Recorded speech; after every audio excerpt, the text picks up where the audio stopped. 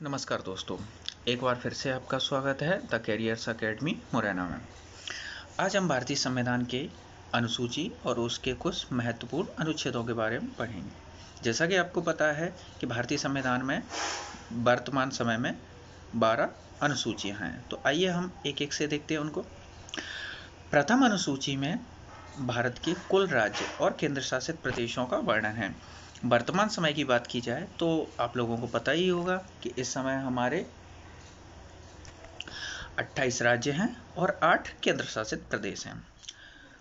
दूसरी अनुसूची में राष्ट्रपति, राज्यपाल, लोकसभा का अध्यक्ष, लोकसभा उपाध्यक्ष, राज्यसभा का सभापति, राज्यसभा उपसभापति, विधानसभा के अध्यक्ष, विधानसभा उपाध्यक्ष, विधान परिषद के सभापति, विधान परिषद के उपसभापति, उच्चतम न्यायालय के न्यायाधीश और भारत के नियंत्रक एवं महालेखा परीक्षक आदि के वेतन भत्तों का वर्णन दूसरी अनुसूची में किया गया है।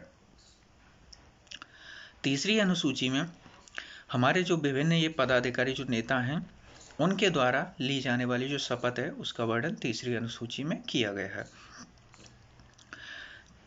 चौथी अनुसूची राज्य तथा केंद्र शासित प्रदेशों का राज्यसभा में जो प्रतिनिधित्व है उसका वर्णन चौथी अनुसूची में किया गया है। पांचवी अनुसूची में विभिन्न अनुसूचित क्षेत्रों और अनुसूचित जनजाति के प्रशासन और उसके नियंत्रण के बारे में वर्णन है जो पांचवी अनुसूची में किया गया।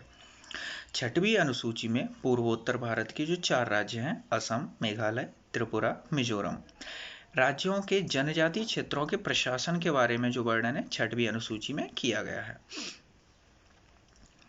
सातवीं अनुसूची में केंद्र एवं राज्यों के बीच शक्तियों का बंटवारा किया गया है। सातवीं अनुसूची के 3 भाग किए गए हैं: संघ सूची, राज्य सूची और समवर्ती सूची। संघ सूची में 100 विषय हैं, राज्य सूची में 61 विषय हैं और समवर्ती सूची में 52 विषय हैं। 8वीं अनुसूची में 22 भाषाओं का उल्लेख किया गया है। जैसा आपको पता होगा कि जब भारतीय संविधान बनाया गया था उस समय इसमें कुल 14 भाषाएं थी। समय समय पर बढ़ाया गया इसमें भाषाओं को, इसलिए वर्तमान समय में 22 भाषाओं का उल्लेख है। 9वीं अनुसूची, आप लोगों को पता होगा फ्रेंड्स कि जैसे कि भारतीय संविधान का जो प्रथम संविधान संशोधन हुआ था वो 1951 में 9वीं अनुसूची को ही उसमें जोड़ा गया था। 9वीं अनुसूची के विषय को न्यायालय में चुनौती नहीं दी जा सकती। वर्तमान में 9वीं अनुसूची में 284 अधिनियम है। 10वीं अनुसूची का संबंध दल बदल से संबंधित कानून इसमें बनाए गए हैं। 11वीं अनुसूची में पंचायती राज का वर्णन किया गया है और 12वीं अनुसूची में नगरीय निकाय, नगर निगम और नगरीय पंचायत का जो वर्णन है वो 12वीं अनुसूची में किया गया है। चलो इसके बाद अब हम कुछ अनुच्छेदों को देखते हैं।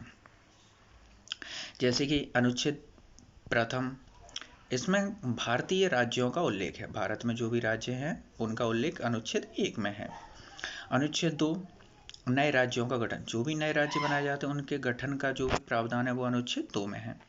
अनुच्छेद 3, राज्यों की सीमाओं और नामों में जो भी परिवर्तन होंगे वो सब का वर्णन अनुच्छेद 3 में किया गया। अनुच्छेद 5 से 11 तक नागरिकता का अधिकार है। देखते हैं इसमें अनुच्छेद 12 से 35 मौलिक अधिकार हैं। अनुच्छेद 14 से 18 समानता का अधिकार है। मौलिक अधिकारों में पहला मौलिक अधिकार है समानता का अधिकार, जो अनुच्छेद 14 से 18 तक है। अनुच्छेद 14, विधि के समक्ष समानता। अनुच्छेद 15 में धर्म, जाति, लिंग, जन्म स्थान के आधार पर किसी भी इंसान के साथ भेदभाव नहीं किया जाएगा। अनुच्छेद 16, लोक नियोजन के विषय में अवसर की समानता होगी सभी को। अनुच्छेद 17, अस्पृश्यता का अंत, अर्थात छुआछूत नहीं की जाएगी। अगर ऐसा कोई करता है तो उसके खिलाफ आप शिकायत कर सकते हो। अनुच्छेद 18, उपाधियों का अंत। अनुच्छेद 18, इसके तहत भारत का कोई भी व्यक्ति विदेश से कोई भी उपाधि नहीं धारण कर सकता जब राष्ट्रपति की सहमति के बिना। अनुच्छेद अगला अगला मौलिक अधिकार है हमारा दूसरा, स्वतंत्रता का अधिकार। इसका वर्णन है अनुच्छेद 19 से 22 तक है। अनुच्छेद 19 में 6 प्रकार की स्वतंत्रताएं हैं। जैसे प्रेस की स्वतंत्रता का वर्णन अनुच्छेद 19A में है। इसमें 6 प्रकार की स्वतंत्रताएं, जैसे कि कोई भी व्यक्ति, उसको बोलने का अधिकार, कुछ कहीं और अपनी जीविका चलाने के लिए वो कोई भी अपनी मर्जी का कोई भी व्यापार धंधा कर सकता है। भारत में कहीं भी आने जाने की व्यवस्था, कहीं भी बस सकता है, वो शांतिपूर्ण तरीके से कहीं अपना आंदोलन कर सकता है, सभा कर सकते हैं। इस प्रकार की जो स्वतंत्रताएं हैं वो अनुच्छेद 19 हमें प्रदान करता है। अनुच्छेद 20 अपराधों के लिए दोष सिद्धि के संबंध में स्वतंत्रता। अनुच्छेद 21 प्राण एवं दैहिक स्वतंत्रता का संरक्षण। अनुच्छेद 21A 6 से 14 वर्ष की आयु की बच्चों को निःशुल्क तथा अनिवार्य शिक्षा।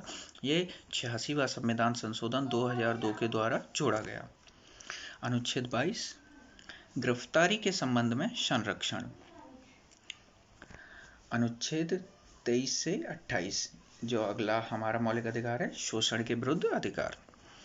अनुच्छेद 23 मानव की दुर्व्यापार एवं बाल श्रम पर रोक।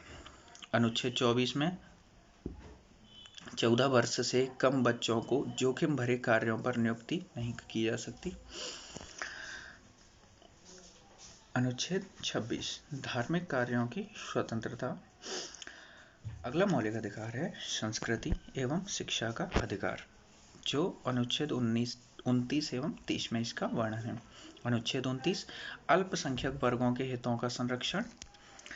अनुच्छेद 30 शिक्षा संस्थानों की स्थापना और प्रशासन करने का अल्पसंख्यक वर्गों का अधिकार। अगला मौलिक अधिकार है संवैधानिक उपचारों का अधिकार। अनुच्छेद 32 से 35 तक है, वर्णन है इसका। संवैधानिक उपचारों के अधिकार को डॉक्टर भीमराव अंबेडकर ने संविधान की आत्मा कहा है। अनुच्छेद 36 से 51 में राज्य के नीति निर्देशक तत्वों का वर्णन किया गया है। अनुच्छेद 38 राज्य लोक कल्याण की अभिवृद्धि के लिए सामाजिक व्यवस्था अपनाएगा। अनुच्छेद 39A समान न्याय और निःशुल्क विधिक सहायता, समान कार्य के लिए समान वेतन। अनुच्छेद 39B सार्वजनिक धन का स्वामित्व तथा नियंत्रण। अनुच्छेद 39C धन का समान वितरण। अनुच्छेद 40 ग्राम पंचायतों का गठन। अनुच्छेद 41 शिक्षा और लोक सहायता पाने का अधिकार। अनुच्छेद 42 काम की न्याय संगत और मानव उचित दशा तथा प्रसूति सहायता का प्रबंध। अनुच्छेद 43 कामगारों के लिए निर्वाचन, मजदूरी एवं कुटीर उद्योगों को प्रोत्साहन। अनुच्छेद 44 नागरिकों के लिए एक समान सिविल संहिता। धन्यवाद ये वीडियो देखने के लिए। अगर आपको वीडियो पसंद आया हो तो इसे लाइक करें और अपने दोस्तों के साथ शेयर करें और चैनल को सब्सक्राइब करना ना भूलें।